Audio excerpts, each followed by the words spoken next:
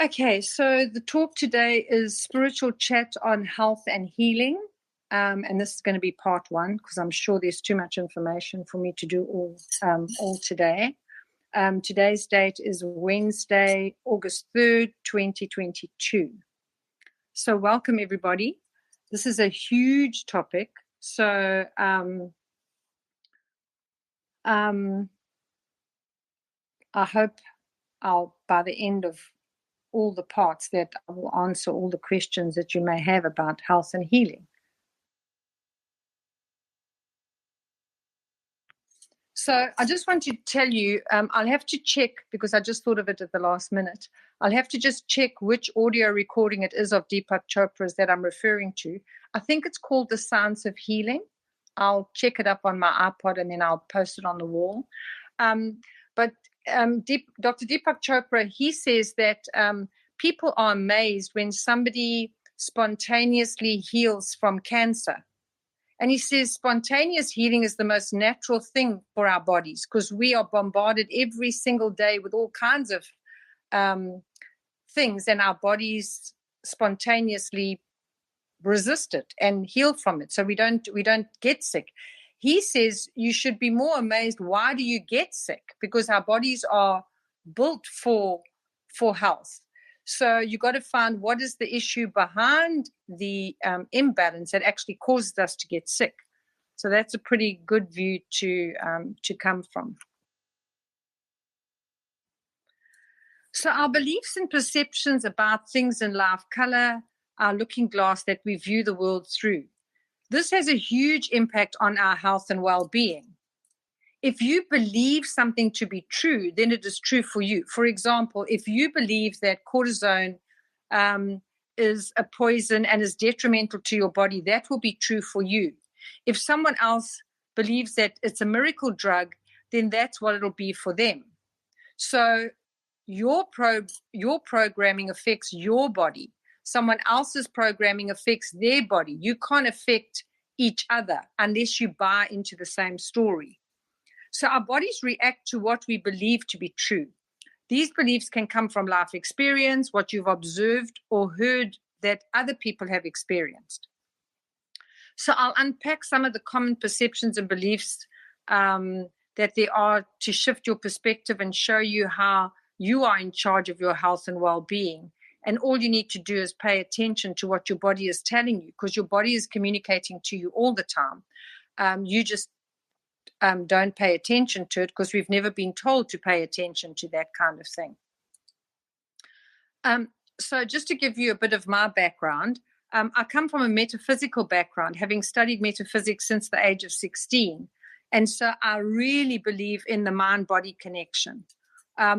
I believe 100%, 1,000% in Dr. Christian Northrup. And it was so awesome to find how she kind of headed this whole thing when the whole COVID thing hit, in order to say what the truth is behind it and also to do with the vaccinations. I couldn't believe how vocal she was, because she would have been throwing her career under the bus. But she believes 100% in the whole mind-body connection because she also comes from a metaphysical background.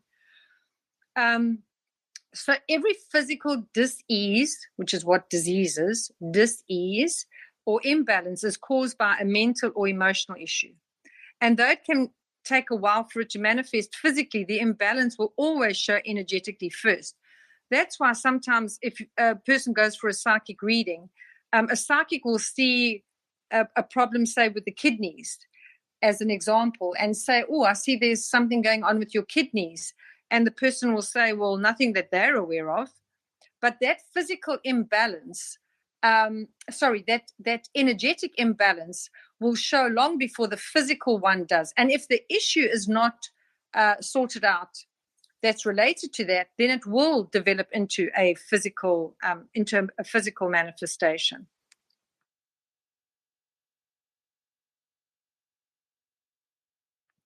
The great news is that if the energetic imbalance causes the issue in the body, then it naturally follows that an energetic balance can cause the healing in the body, because there's different ways you can approach healing.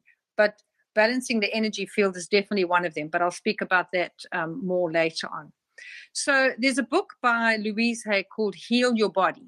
It's a small little book, and she lists the disease or illness, the probable mental, emotional issues behind it, and then gives an affirmation that can be used to support the healing process.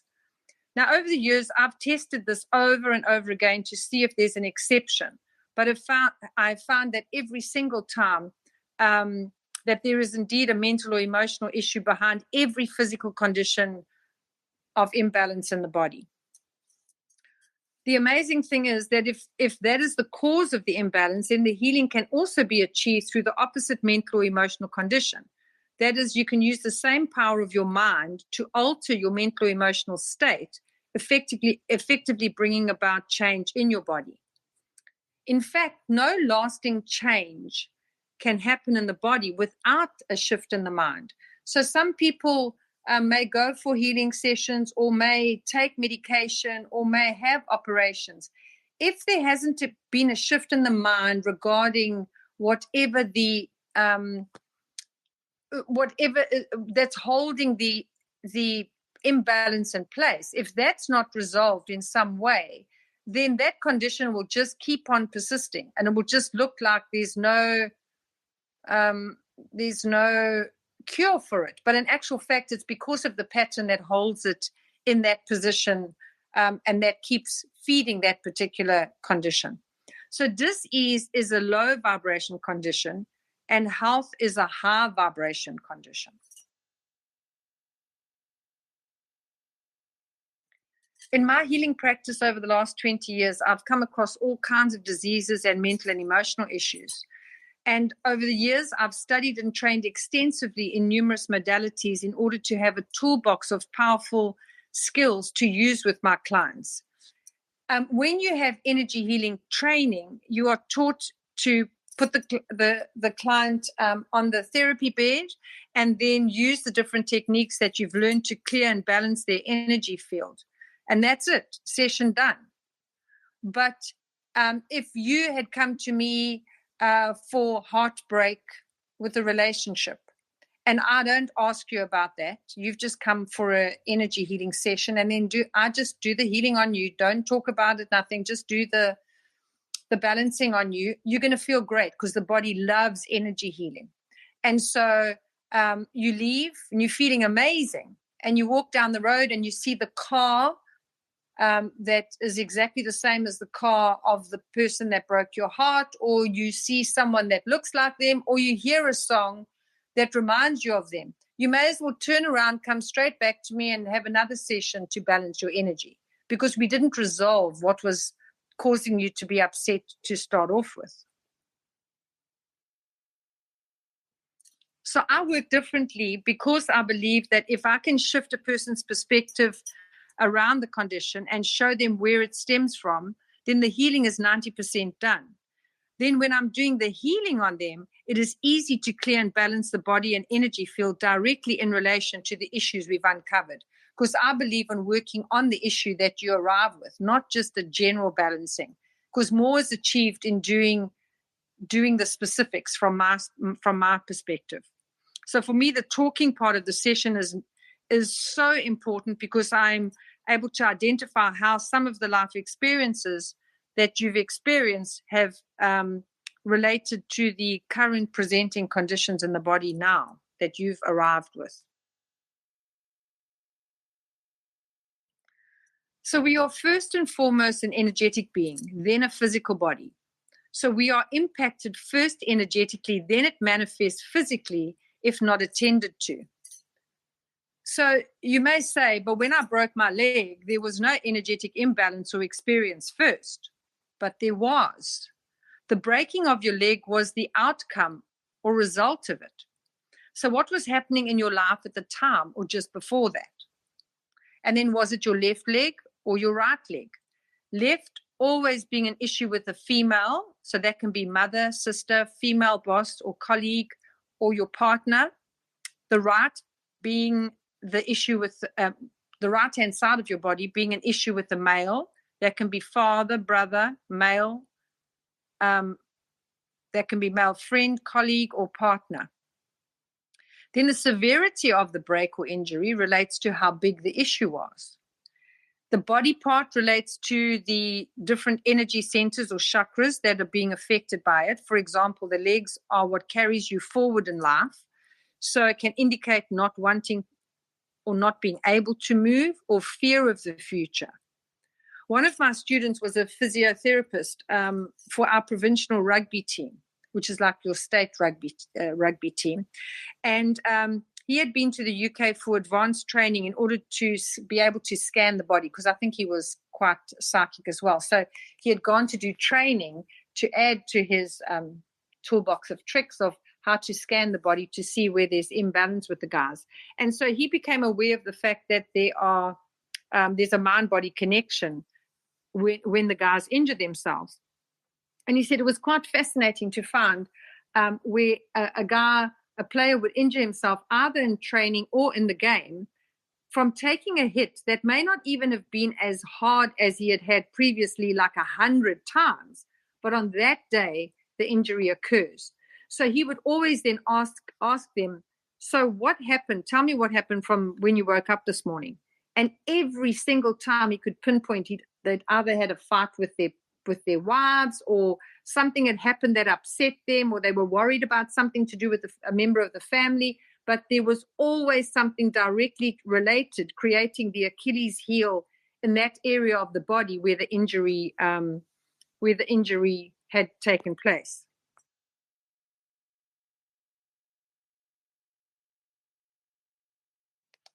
One often finds that this kind of thing also happens with people who are competitive athletes or sports people, where they get sick or injure themselves just before a big event.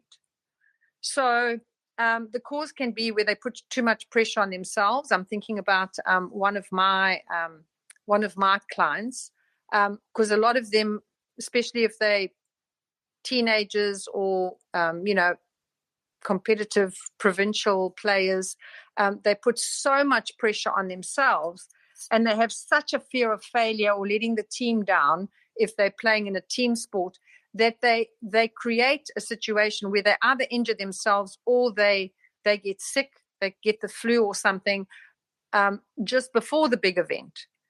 And then that can also set a precedent in the future. So I always try to find out if I see a client and this is their issue, what happened the first time that happened? So was there anything that was going on in their lives beforehand that created the situation where they got sick?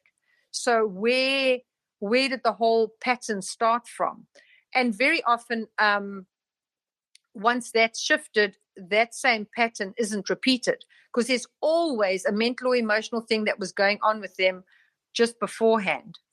And then I find that once we've sorted out whatever the initial issue was, they no longer have that repetitive pattern. They don't have it's like the body doesn't have the need to have something go wrong, especially if we've uncovered if they've put too much pressure on themselves or they have a fear about it. Then I try and unpack, well, why do you have the fear? What is it that you fear? And then work around that. So I just want to say I had shingles in 2007. Now, I haven't, since I did the energy healing training in 2000, I'd hardly been sick. I mean, I may catch a cold. If I get sick, it's related to something that's going on with me. I never get what's going around. So I don't get the flu or a cold or a sore throat because I was in the company of other people who were sick. I never, ever, ever have caught what is going around or being in the company of people. And so whenever I've had a sore throat, and you can check this for yourself, if ever you have a sore throat or you get a cold, check 10 days ago where you sucked something up, you didn't respond, you just sucked it up instead of speaking your truth, or somebody really upset you and you didn't say anything about it. You will be able to nail it every single time. And the severity of how sick you are is how big the issue had been at the time. So I've never, ever got what's going around. And also then I've been completely I had been completely healthy since I did the energy healing, because I was clear in my mind that while I am giving the healing, the healing energy is passing through my body. So I'm receiving healing when I'm giving healing. So for me, it was obvious that I would be healthy. So I get shingles. So leading up to the shingles, the August before that, so I got the shingles in the last week of November. So the August before that was the very first time in 2007 that I had traveled overseas to teach. And so I had booked, it was 4.5 weeks. I was in Seattle and I was in Canada, Vancouver Island, and in Calgary. So I did 5 back-to-back workshops teaching my conscious channeling workshop. And during that time, I was also doing sessions for people. So when I wasn't teaching, I was doing one-on-one consultations with people for healing. So because I was only going to be there for a limited time, and some people didn't know that I was going to be doing healing sessions, so they hadn't booked for it until they were actually, say, on the course, or I was already there. So because I wasn't going to be there for long, I just took on everything. So I would work until 9, 10 o'clock at night if I had to. If I was teaching on the weekend and those people had traveled in order to attend the workshop, but they had to go home the next day, I would then see them after having taught the whole day and do the sessions afterwards. I mean, when I look at it, it was ridiculous. But I was on a high, so I was able to just work flat out. The only time I was having a break in that 4.5 weeks was when I was traveling from one place to another. So even then, it wasn't a timeout. It was because I had to then get organized wherever I was going to, and so it was just crazy. So anyway, I then got back. I got back to South Africa, got back home, and then so I had, just before going over, I had actually finished editing my conscious channeling DVD training set. And so somebody had said, well, why don't you come to the UK? They were in the UK. They said, why don't you come to the UK, and then we can go to the different bookshops and see if you can get the DVD set into those bookshops, because they're not interested if you send them an email or whatever. They want to see you face to face. So I was like, oh my gosh, okay, let's just do it next week.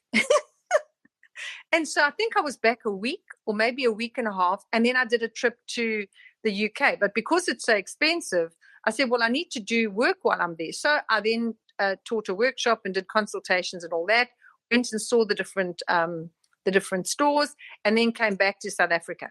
And then the people in Johannesburg, before I had decided to go to the States on the trip, I was supposed to go to Johannesburg, and then I'd canceled it and said, look, I've got too much preparation to do for the trip to the States, so I'll see you guys when I come back.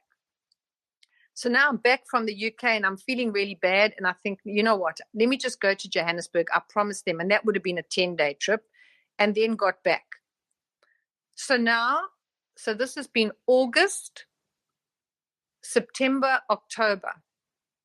November, I go on my husband was doing a cycling race, and wherever we were going, it was far from home, so we had to stay overnight. And so that night, the night before the actual race, everybody was sitting around a barbecue, and man, I was irritated.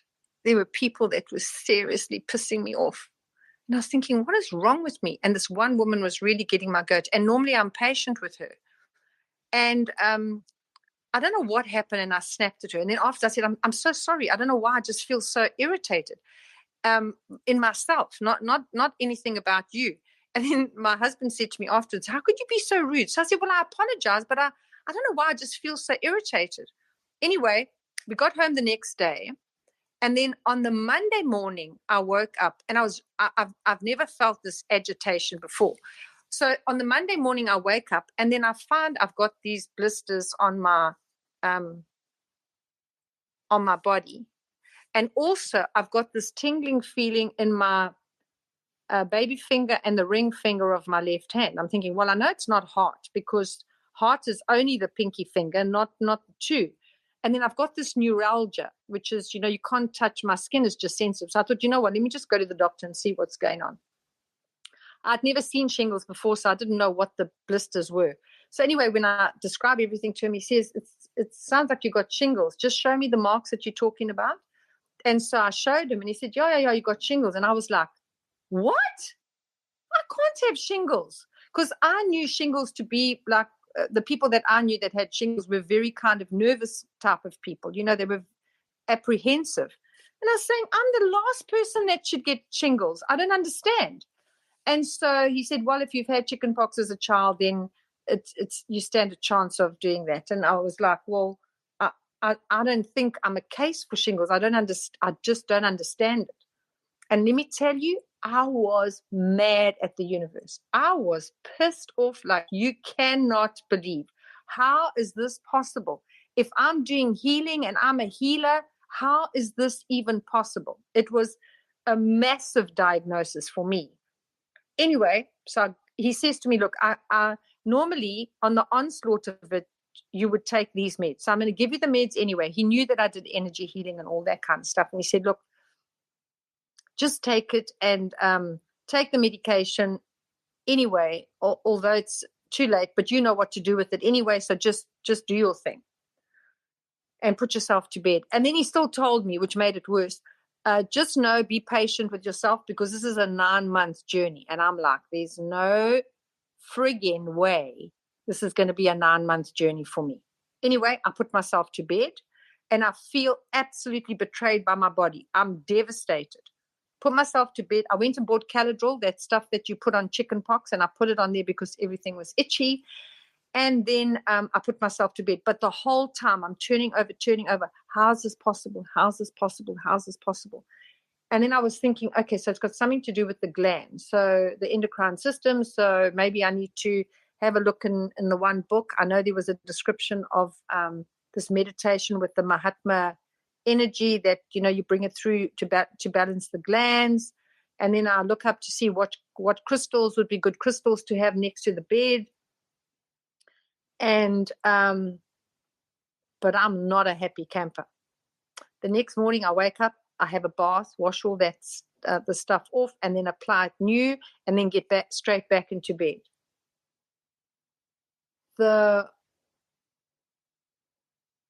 Maybe it was the Wednesday, I wake up with this thought in my mind. So, do you need to eat? I'm like, don't be stupid. Of course you got to eat. What kind of a question is that? And do you need to drink? Well, of course you got to drink. Just leave me alone. Oh, by the way, I do conscious channeling. So this was obviously one of my guides or super conscious or whatever that was talking to me. Well, of course you need to drink. So what makes you think you don't need to rest? I felt gut punched because suddenly it flashed through me how crazy the schedule was on the US trip. Then I come back and I don't even bother to get a breath. And then I'm off to the UK. And then I'm back. And then I'm off to Johannesburg.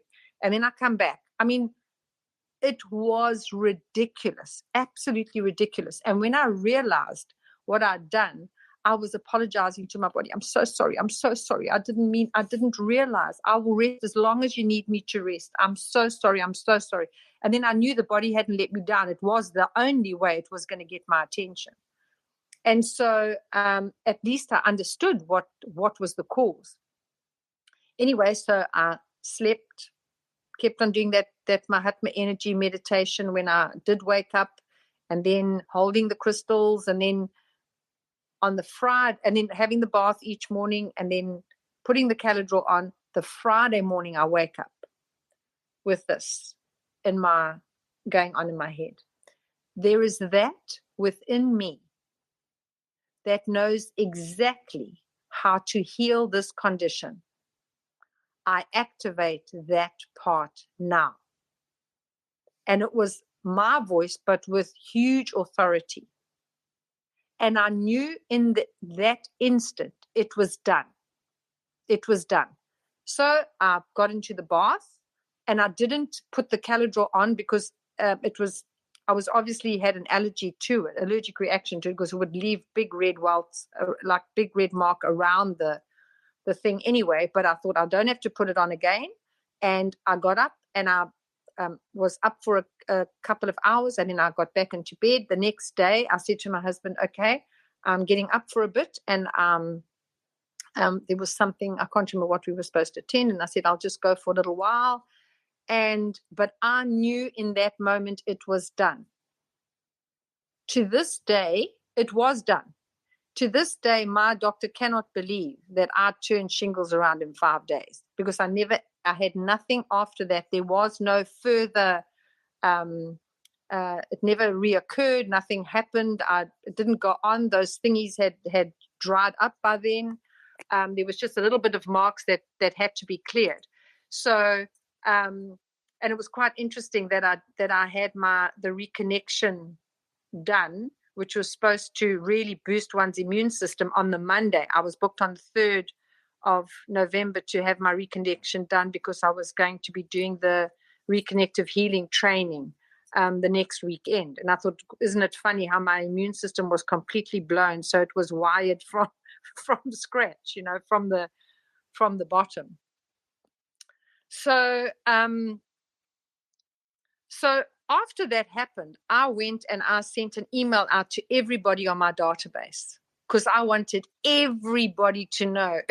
You think you're above the law when it comes to this kind of stuff, and I'm meaning universal law, where you think you can do what you like because you're a healer, or because you do things in a particular way, so you don't have to toe the line or respect your body in certain ways. And so I sent an email to everybody telling them exactly what had happened to me, what I'd done, and then also that statement, so that they could use it if they needed to.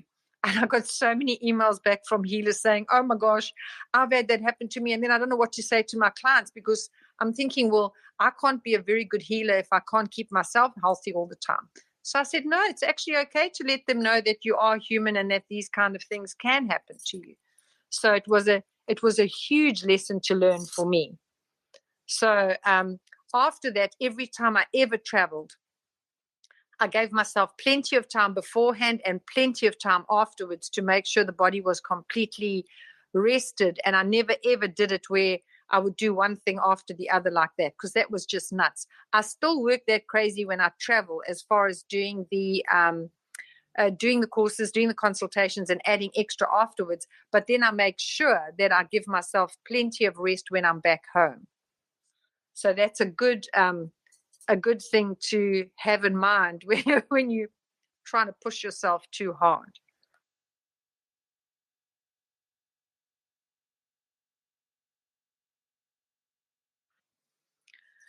So, so a way that you can tell what's going on with you is by noticing how you feel. Okay, because that's a powerful indicator of what's going on with you. Because very often we're not feeling right. I mean, I couldn't have guessed what was going on by knowing that I was agitated. I just knew I was agitated, but I would never have thought that that's what was going on with me, because I couldn't pick it up. But I did recognize that something was wrong, because I was behaving out of character, because I'm not a person that gets irritated. Well, doesn't get irritated. I'm not an irritable person. So it was completely out of character. But the feeling, how you feel, is a very, very good indicator to show when something is not right with you. And that can indicate something in your environment, or it can indicate something going on with you personally.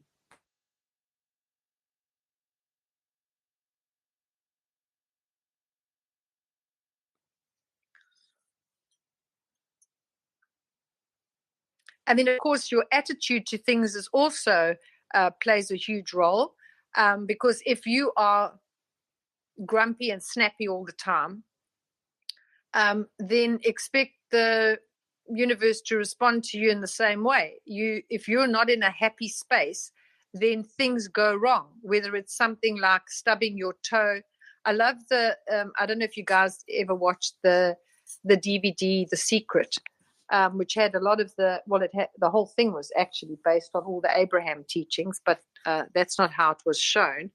But where it shows when you get up in the morning and you get up on the wrong side of the bed and you knock your alarm clock off the table, and then you kick your toe when you get up, and then your toothbrush breaks when you're trying to brush your teeth.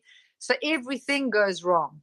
Whereas if you just try to center yourself, if you woke up a bit grumpy, try and center yourself a little bit, bring yourself towards yourself, try and do something that shifts your mood, and then carry on with your day. Otherwise, it's just going to get from bad to worse.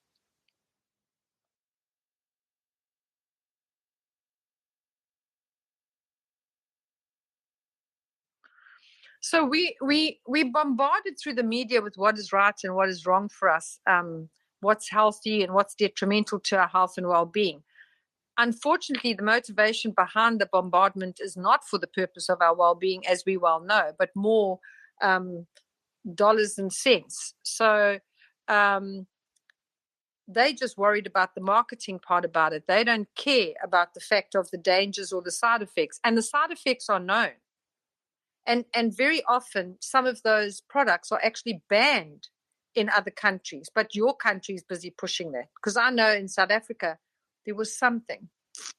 I don't know if this product. I'm not going to say what the product is because I don't want to say that the product was banned.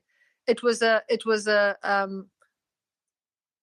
product that was for losing weight, which was supposed to be very good, and it had a tea.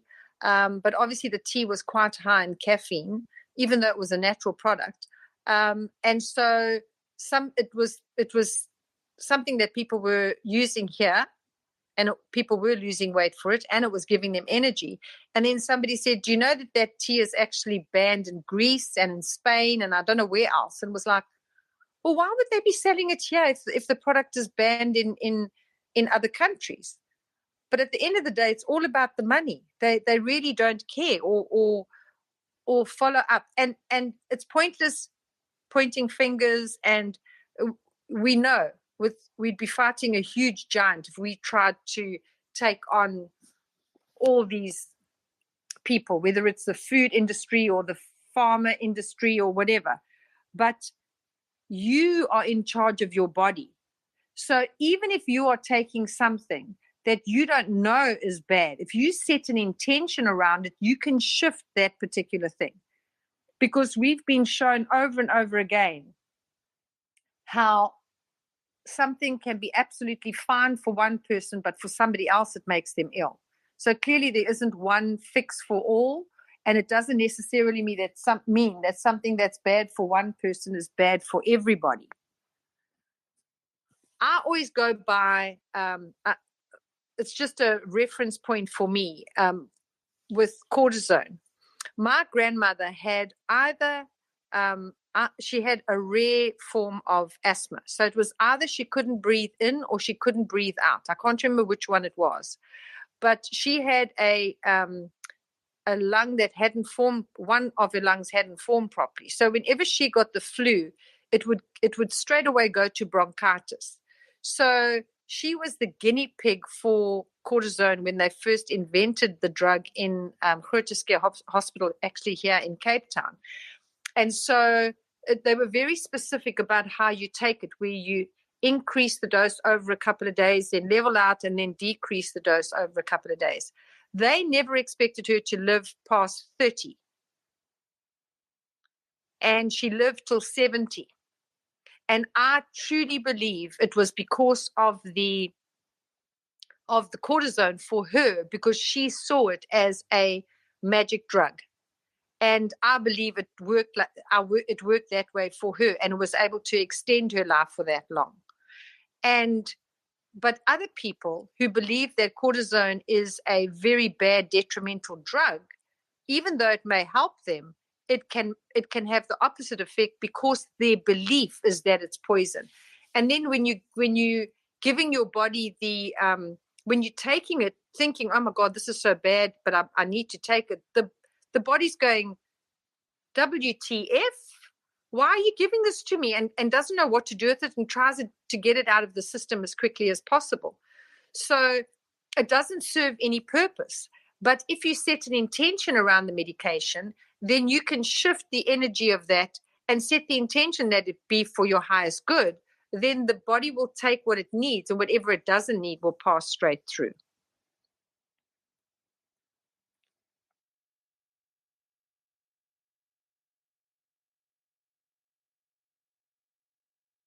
The same is true with food. If you feel something is bad for you and you eat it anyway, it'll make you sick. But if you believe that it's good for you, or it'll make you put on weight, if you believe, oh, this is going to make me put on weight, then it's going to make you put on weight because you've already programmed your body in that way. Our minds are so, so, so powerful. So know that your belief and your attitude to whatever you're putting in your mouth is how that thing impacts you, whether it's food, whether it's medication, whatever it is. If you believe it to be good or helpful for you, it will behave that way. If you believe it is bad or detrimental for you or unhealthy for you, that's how it will be for you. But someone else can have a completely opposite reaction to it. I always think of Brussels sprouts. My God, I can't eat Brussels sprouts. The minute I can eat cabbage, but I can't eat Brussels sprouts, even though they're a miniature cabbage. They're just so bitter. And the minute I bite into it, and it can be smothered in cheese sauce, I can taste that bitterness. Now, that's supposed to be a healthy vegetable, but clearly my body doesn't like it. So why should I eat it if I know that it's no good for me? Years later, a friend of mine had bought the best system, which is a bioenergetic feedback machine that you hold a metal prod kind of thing, and then they can run a current through your body while connected to the computer to test your body's reaction with certain things along the meridian lines. And so I said to this friend of mine, okay, I really believe that there's some things that is nonsense, and I believe also that if we bless something, it can have a good effect on us. So can we come round? Because I knew the lady who was the main lady for it, but I didn't want to challenge her because, I mean, she sells the machines. She's a practitioner. I didn't want to challenge her in any way. So I got together with this friend of mine, and I said to her, okay, let's test. So let's put okay, she had, I think, a bottle of wine there. So I said, okay, let's put it in circuit because you can actually place it on the plate and it puts it in circuit with your body. And so she put it on the plate of this machine and it showed that my energy went down. So then I picked up the bottle, I held it, I brought in white light, I blessed it, set the intentions for my highest good, put it back on the plate, and it showed beneficial. So I thought, oh, wow, okay, so what else can we try? We tried a whole lot of things. And then I said to her, what have you got in your deep freeze? And she had Brussels sprouts. So I said to her, okay, please, I want to test this because I really think that this will be it'll be big proof of what I believe. So anyway, we put it on there and it showed my energy went down. I picked it up, the packet. I blessed it. I put white light. I did the whole shebang with it. I put it back. It showed my energy went down. My body did not want Brussels sprouts. Irrespective of it could be healthy for somebody else. So I was very excited to prove that. So I said, okay, what else? She said, I'm going to go and get some weed from my gardener. So I said, oh, that will be a good thing to test because I don't believe it's healthy for me. So let's go and test it. So she went to the guy and said, I know you've got weed. Please, can you give it? We're just going to borrow it for a second. No, ma'am. No. I haven't got. She said, I can smell it when you're smoking it. We just want to borrow it a little bit of it just to test something. I'll bring it straight back. So anyway, we put it on there and we tested. For me, my energy went down. And so then I picked it up. I put white light. I blessed it, did my thing with it, put it back there. My energy went down. So for me, my body doesn't want that. So then I said, okay, what poisons have you got in the house? And she had some cleaning agent thing. So I said, okay, put it on there. And of course, my energy went down. But then I put white light in it and blessed it and did my thing. And then it showed neutral, which means that it wouldn't have poisoned me. Not that I should drink it, but it was just showing I was able to neutralize the poison. Okay. So I know that all of these things are an individual thing for you personally, whether it's food, no matter what it is. There is no one thing is right for everybody. It doesn't work like that. Okay.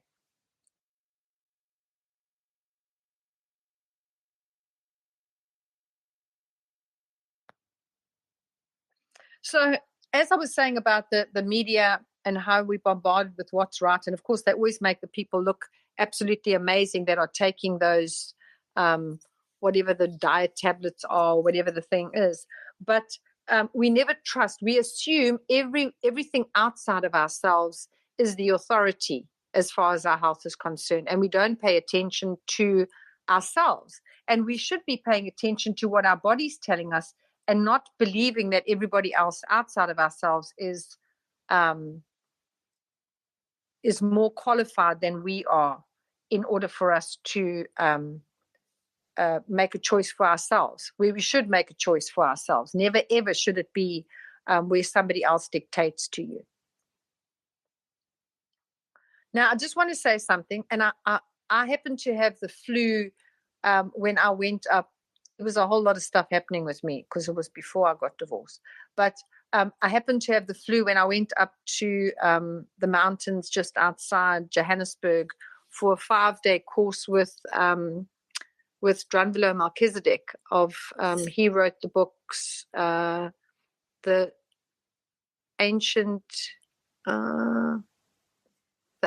secrets of the flower of life, or something along those lines. Anyway, and so when I was getting in the bus on the way home, I heard a man speaking behind me, and he said that he was saying that they've found that the whole process of organic farming is actually more carcinogenic. Some process of it is more carcinogenic than the actual old way. And I was just too sick to turn around and say to him, please explain what you mean, because I was suspicious about the organic stuff, because in the beginning, I'm suspicious about everything. I'm skeptical about everything, should I say. In the beginning, it was shown as the cheapest thing on the shelves. Everything that was organic, they were drawing people in that direction to buy the organic stuff because it was much cheaper than the other foods. Then slowly, the prices increased, and then it ended up where it was double the price of normal food. But now people are already hooked and believing that that's healthy for them. So now that's all that they use, because and not even paying attention to the fact it's now costing them double the price. So I've never gone for organic food, because whatever he was speaking about, it just rang true for me. The other story is that when the whole organic story started, the whole story behind it is that the farmlands were to have been free of any pesticides for, I think it was 15 years. So nothing should have been grown on those farms, and make sure all those things were cleared and cleaned up before they planted any of those seeds. And yet all of a sudden there was organic stuff everywhere, even though there hadn't been 15 years since they discovered this whole organic process. So all the stuff that people were eating, the farms hadn't been cleared for 15 years. So what made those things organic? I don't know. I don't have the answer to that. But with what we found out over this last 2.5 years, that anything that was pushed in a big way, we've discovered was a lie. So the chances are there was something else going on with the whole organic story, although still today you've got whole organic stores and people are still buying it because they're still not questioning it. I suppose then you've got to change all your way of thinking about eating all over again. So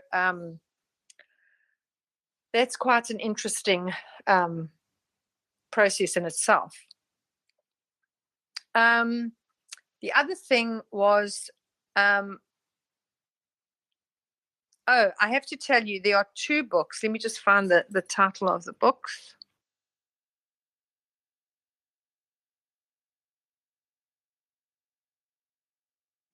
First of all, I just want to say that I believe that there's place both for the allopathic and homeopathic healing methods.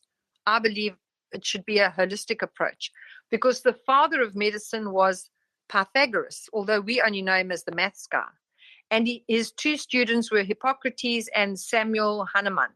Now, Hippocrates said, treat the effect, not the cause. And Hahnemann said, never cut. So you can see how both of those can go wrong. So it's all very well doing the energy healing stuff, but if someone's in an accident and they need to be stabilized, it's a good idea to let the allopathic work be done first, and then you can clear the energy field and all that kind of stuff if there's things that have to happen. If they have to have an operation and they need anesthesia, then you need the anesthesia because you can't have the operation wide awake, okay? So there's place for both, and the energy healing is always the good thing for the homeopathic way of balancing and neutralizing any ill effects that are the outcome, the result of whatever process had to take place. So the books that I highly recommend, and I'll put them on the wall as well. The one is called In Search of Healing Energy by Mary Coddington, and the other one is called The Manorama Formula by Dr. M. Legha, Legha. I'll put them both on the wall though. And when I read the Manorama Formula, this woman is a neurologist in Delhi, and she found that she had clients, for example, who were overweight, and with her approach to things, she would find that they would have the weight off even 15 years later. They kept the weight off. And she found that a lot of the time it was the attitude to the foods or what they'd bought into. She spoke about brown fat. Now, I'd never heard about brown fat before this. And she was talking about the fact that brown fat is stored by the shoulder blades. And your brown fat is what regulates your body's heat, your body's fire, which means your digestive fire as well as your reaction to heat or feeling cold. So when you feel too much, when you feel the cold too much or the heat too much, it normally relates to the fact that your brown fat is out of sync. And also if you are holding weight, that can also be an indication to do with the brown fat being out of sync. So she talks about a mother who is pregnant and, a mother-to-be, and she's pregnant. Now, if your brown fat is working well, it's digesting everything that your body, that your body's eating. It absorbs what it needs, gets rid of what it doesn't. So it keeps you in that healthy state, okay, as long as nothing else is influencing that, which I'll still speak about. But obviously, it can't just digest and take care of itself when there's now a baby growing in the body. So the brown fat switches off during the time of pregnancy. Then once the mother's finished, she's had the baby, she's finished breastfeeding, the brown fat will naturally kick back. But what happens with a woman? She gets home from the hospital and she's almost on diet immediately because she wants to get rid of that initial fat that she's put on, the extra weight that she's put on. But the minute you start dieting, you are starting to tell your body that there is feast and famine. So it goes into, oh my gosh, especially if you're not eating, you're giving yourself no food because you want to drop off the weight. You are giving the body the information that there's famine. So every single thing you put in your mouth, the body will retain. It will retain as fat because it thinks if you don't feed it, then at least it's got something to fall back on. It literally is storing fat in case you end up starving. And she said the only way you can kick it back in is to give your body, to change the switch, is to give your body everything at once. And she said, if you feel like eating a whole chocolate cake, eat the whole chocolate cake. She said, you probably won't finish it, but just eat it until you're full. Because what you are now telling the body, there's no longer the famine. And so it will kick the brown fat back into, because the minute there's any chance of famine, the brown fat switches off, because the body needs to absorb whatever it can for its health. And so the minute you can click that switch over, and she said another way to do it also is, instead of, because like for me, I'm not a breakfast person. So I know that I have to eat something. So I'll just have some wheat bigs, or have a slice of toast, but I'm not eating it with any vigor, because I'm really not hungry, but I'm still shoving it down so that I've got something in my stomach. She says what you should do is give your body an option. So do I feel like a boiled egg, or do I feel like a slice of toast, or do I feel like cereal? What do I feel like? When you give your body options, you are showing it that you are paying attention to it. And so when your mouth waters, like you feel like, actually, I feel like that. I feel like a boiled egg today. The body absorbs it in the right way. And if you pay attention to it, or always giving yourself an option, your body, the excess weight will just drop off automatically. As long as, of course, there isn't an emotional or mental thing that has happened beforehand that needs to be cleared. Okay.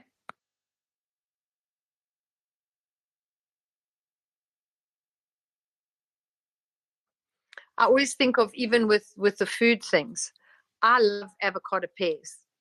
And we have lots of avocado pears here in South Africa in the summertime. And I think it's even a winter time. You can get it sometimes in winter time as well. So I've always loved avocado pears. So I was even eating avocado pears when they suddenly discovered, you know what? An avocado pear is an absolutely nothing. It's a nothing fruit. So it got no value whatsoever. I was still eating avocado pears. Then they said, oh, avocado pears are bad for you. I don't know if they said it was fattening. I don't know what the story was. I was still eating avocado pears. And then they decided, oh, avocado pears are one of the rare fruits that actually has some particular thing that is really healthy for our body that no other fruit has. I was still eating avocado pears. So no matter what story they changed along the way, I still was eating avocado pears because I enjoyed it. So my body always treated it well for me because I loved avocado pears. Okay. And so then you've got where they were talking about fat, and she speaks about it in this book. She says that they brought out that whole study where they said fat causes cholesterol. Within a year, they found out that actually fat does not cause cholesterol. They don't know what causes cholesterol, but it's definitely not fat. And she actually gave the quotation of exactly which medical journal where you can find that. She said it wasn't publicized and put out there for everybody to see, because they were making a fortune with all the meds and all the stuff they were now giving in order to counteract the fat, changing the different type of fats that you were eating and all that kind of stuff. It was such a massive industry that they quietly sneaked it in, saying, oh, well, we don't know what causes cholesterol, but we know that it's not fat. And then they brought out that Banting diet. I don't know if it hit you guys overseas, but I know in South Africa it became a big thing where all you were doing was eating fat, and it was supposed to be really healthy for your body and helping you lose weight. I mean, seriously, you can see how they've just gone in every direction with directing sheep in which direction they want you to go and where you spend your money. And at no point is it probably ever healthy for you in any way. But if you go according to your gag craving reflex, which is what she recommends, whatever you crave, eat. Whatever you whatever makes you gag, don't eat. And that doesn't mean eat buckets and buckets of sweets if that's your thing. There's an imbalance if you're doing that. So just everything in moderation, but basically saying if you can get it into your mouth, you can eat it. If you can't, don't eat it, even if it's professed to be healthy for you. Go according to your gag craving reflex. And then I remember her talking about when she was talking about diabetes. And she was saying diabetes, and I know when I was growing up, diabetes was a rare disease. It wasn't something that anybody got, and it was normally hereditary as well. It wasn't just some people had it and some people didn't.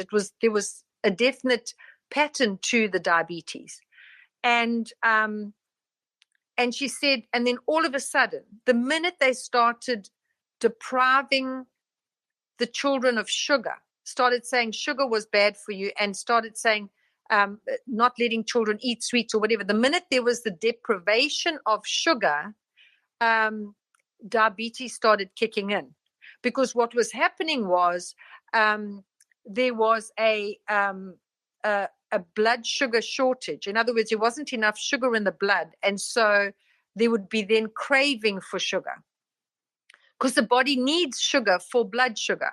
Maybe the what do you call it? The process of making refined sugar and that kind of stuff. Maybe that's not healthy or whatever. But the point is, I grew up on that, and that didn't make me unhealthy, and it didn't make me diabetic. So what was the story behind that created this whole generation of children who were diabetic when their parents weren't even diabetic? And so she found that they had done some tests with lab rats who they'd killed off I know it sounds terrible, they'd killed off the pancreas. And then what they did was they would give them food high in glucose and others food low in glucose. And they found that they always showed signs of being sick. However, if they gave them like a buffet, they put food in front of them that was the variety of low or high glucose, the rats would eat what their body needed. They were attracted to whatever their body needed to do with the glucose, and then they showed no sign of the illness. They didn't appear to be sick, okay, because somehow their bodies monitored themselves of how much they needed or how little they needed, rather than the prescribed thing. And so this is what they started doing with children who were diabetic. Instead of giving them medication for the diabetes or giving them prescribed diets, they would create a buffet of food and allow them to choose what their eyes saw that attracted them. And they found that then the children didn't show any signs of the illness. They appeared healthy.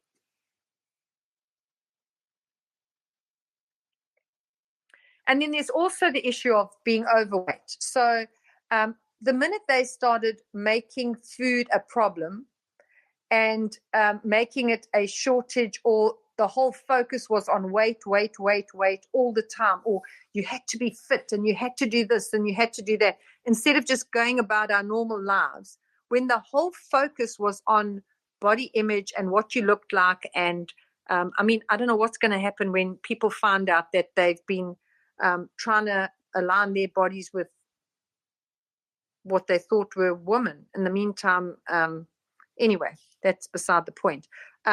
When all the focus was on that kind of thing, people started having weight problems because they were suddenly aware of everything. They were consciously aware when they were putting something in their mouth that, oh my gosh, is this good for me? Is this bad for me? Now I'm going to put on weight. And what am I going to do about this? And if I'm going out, and now you've got people who don't eat properly at all. You've got a whole generation, if not a whole population worldwide, who do not know how to eat properly. They just do not eat enjoying food. They either have to make sure they've got a balance of this and that and this and that, and then make sure that if you're eating this, then don't eat that with it, because then that combination makes you fat, and it's just non-stop. There isn't any ease with just eating what you feel like eating and not eating what you don't feel like eating. And I found it interesting because I always think if there's an exception to the rule, then the rule is rubbish. I normally say bullshit, but I'll just say rubbish, okay? Because there can't be an exception to a rule. A rule must be correct 100% of the time. So how come some of the people that are the biggest, have the biggest bodies, eat the least? And these people that are skinny, eat like a horse. How does that fit into their whole story of what they're saying? It's got absolutely nothing. I do not believe that weight has got anything to do with food, because part of the problem is our solar plexus, where we feel anxious or where we feel excited, where we get our butterflies, is also the place where you feel hungry. So a person who's anxious about something can mistaken the anxious feeling for feeling hungry. And so they have something to take that hollow feeling away. And then when they've finished that, after a while, then that feeling is back. So it's not the food that is the issue. It's the anxiety or the state of that the person is in that is causing them to eat too much. Okay. So it's not necessarily the food in itself that's the problem. It's what's associated with the food that creates the problem.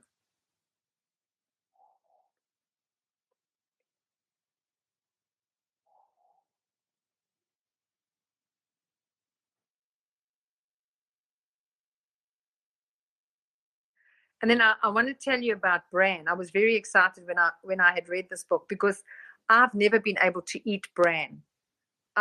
Whenever I tried, because it was supposed to be healthy for you, and my husband was eating it because he was a runner and a cyclist. So I thought, let me just try some of this bran. But just looking at it, because it's such a boring color, I would get it into my mouth and I wouldn't be able to swallow it, because even though I had sugar and milk on it, I would think, oh my God, this is like eating cardboard. I mean, I just can't swallow it. And then I wouldn't be able to swallow it.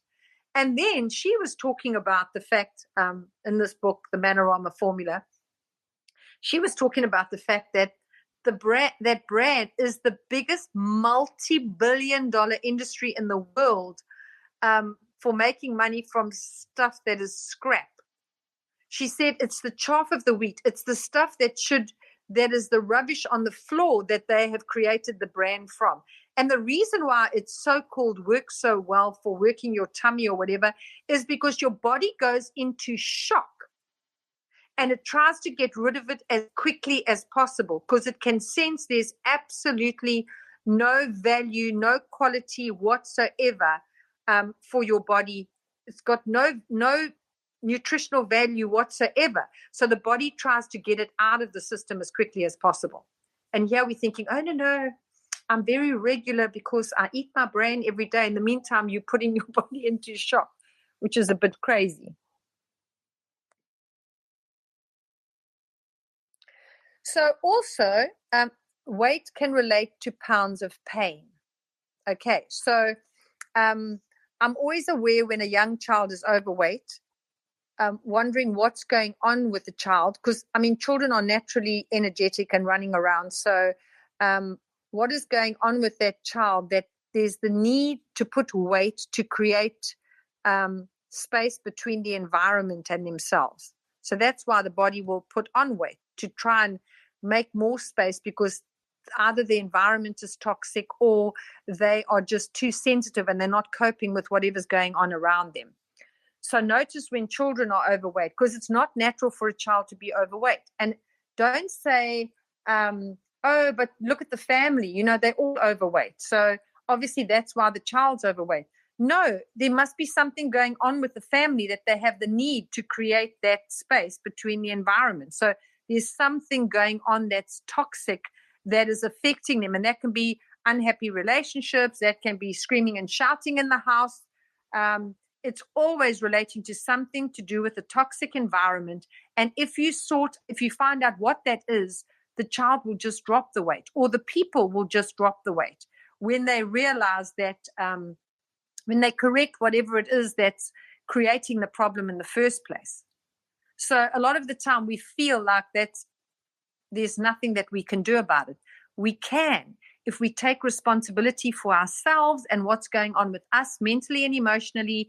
And I know it's not easy to necessarily take yourself out of an environment, but there can be some ways that you can counteract what's happening around you that can put you in a better space so that your body can get into its rightful place of being able to heal itself, because our bodies are amazing computers that can heal itself of anything and everything, as long as it doesn't have to be getting your attention to let you know that something is not right. Because the only way it can show you that something is not right in the environment is by showing you through having a physical manifestation of something that's going on. So people who have a lot of pain in their body, very often it's because the body is trying to get your attention to say, I need you in the body. So we literally are doing life like remote control. Your soul is kind of like out your body because it's too heart sore to deal with whatever's going on around you. You're too sensitive to things that are going on. So you literally are outside of your body. So you're not aware of your body. And the only way your body can get your attention is to give you pain, because then you have to be consciously aware of the body. So the minute you show your body that you are paying attention to it, what is wrong, what do you need from me? Because you as the soul are the driver of the body, which is the motor vehicle that we use in this lifetime to get around.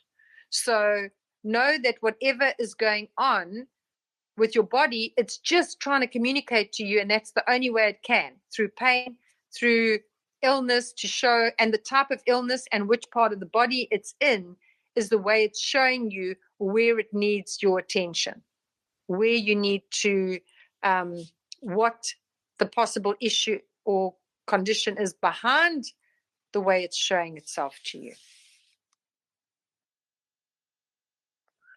I think because the next part that I go into, it's going to be too much for the amount of time that we've got. So I'm going to open up for any questions on what we've covered so far, and then I will continue with all the other stuff tomorrow. So does anybody have any questions about what I've said so far?